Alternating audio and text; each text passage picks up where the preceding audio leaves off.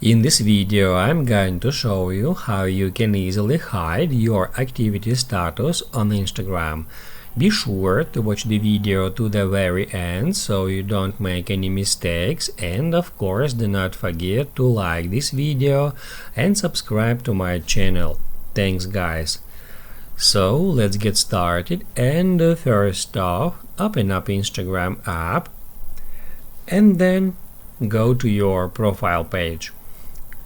After that, tap at these three lines and then tap at Settings and Privacy.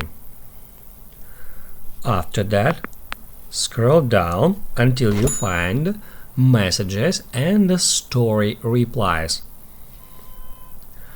And then tap at Show Activity Status.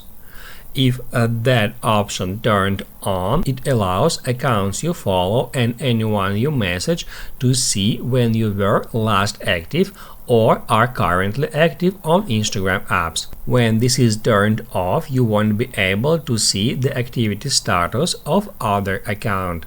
To hide your active now, turn this off.